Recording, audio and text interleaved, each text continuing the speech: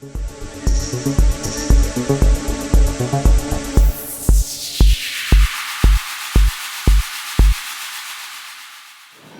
you so much. It's amazing. I always get really overwhelmed when I see all you people, and it's not only the same people. It's great to see new faces amongst us, and it's great to see young people, even young children, and that's really what we need to stand up for. That's why we're standing up for our children, our grandchildren.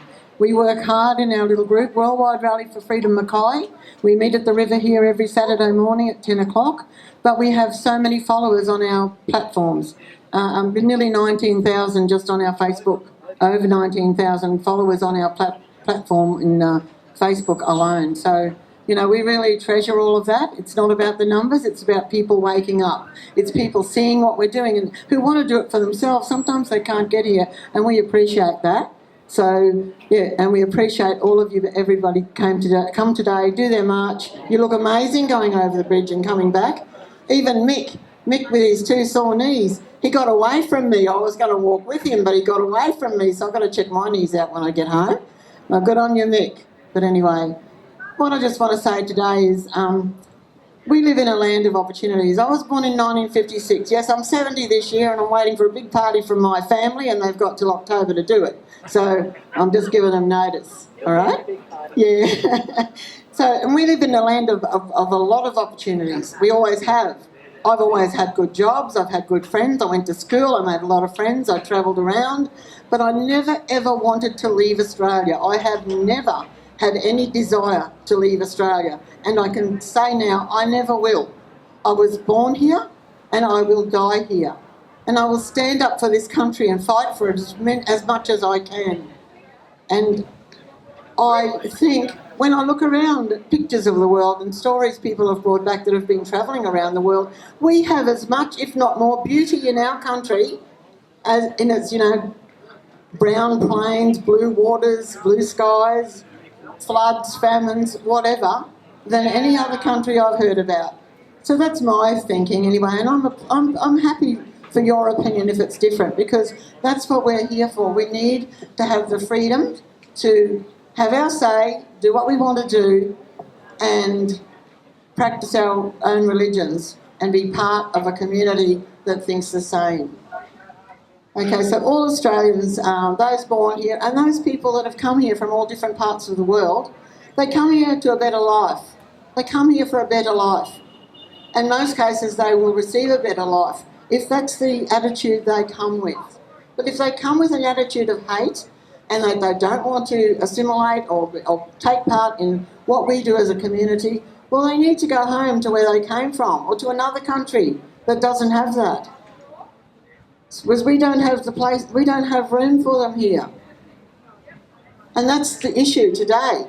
In the last 3 years, 1.5 million immigrants have been brought into Australia. And this has caused so many of the issues that we have today.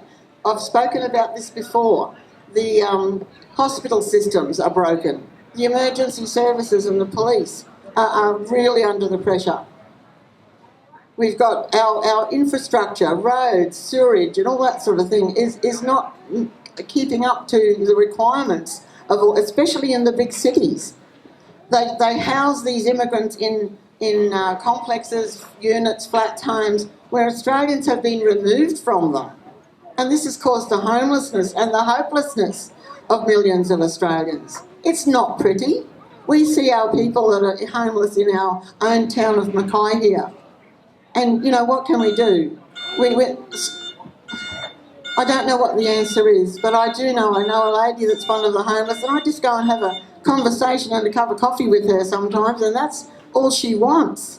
She just wants to know she's not a shadow. She's not a ghost. She's a person, and she's living in hopeless circumstances.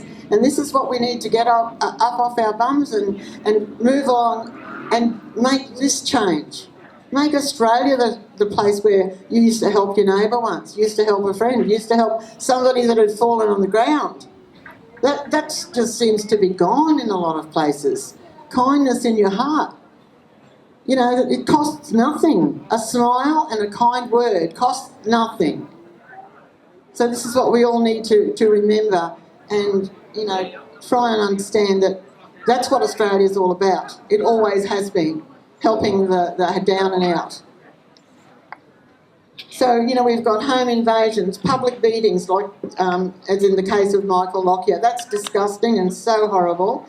But anyway, we send our love and our hope for him to have a speedy recovery. Such a nice young man, and putting forward his beliefs for Australia, and he gets knocked down like that. It's just unbelievable. But anyway, we need to keep our Australian identity.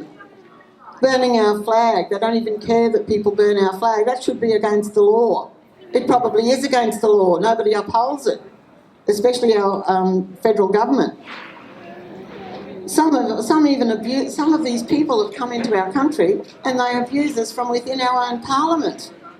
They abuse Australia within our own parliament.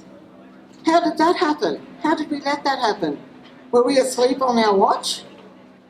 Well, we're no longer asleep, that's for sure, because we're going to march for Australia every chance we get.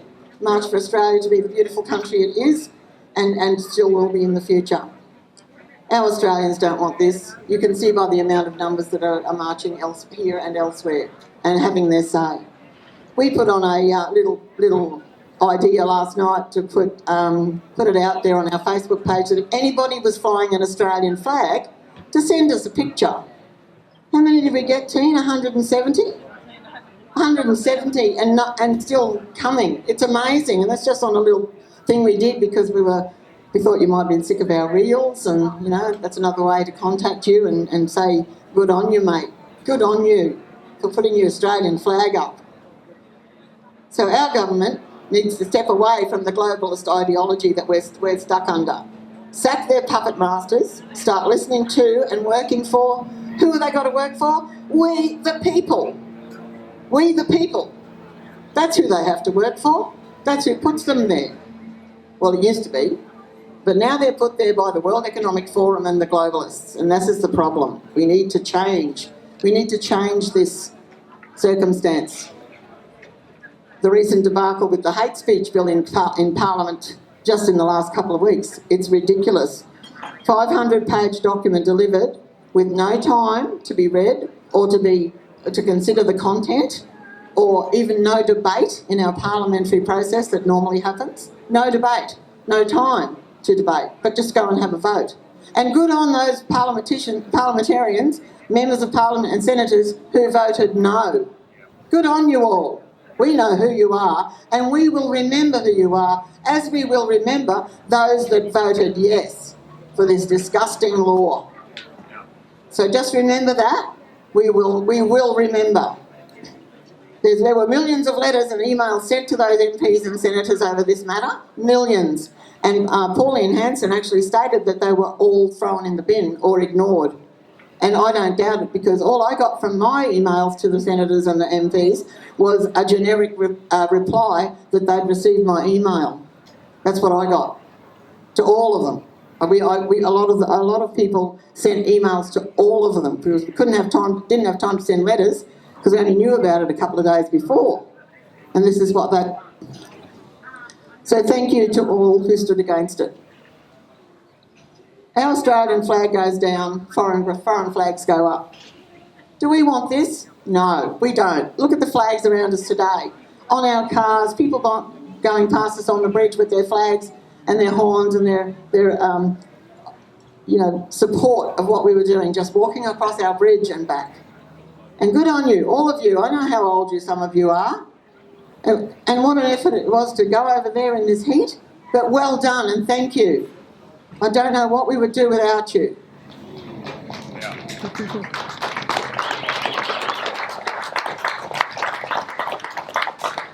Australia Day is and should be for all Australians. We celebrate the 26th of January because it was actually the day in 1788 that Captain Phillip put the flag up in the name of the British Empire. And that's what it was. You can't change history.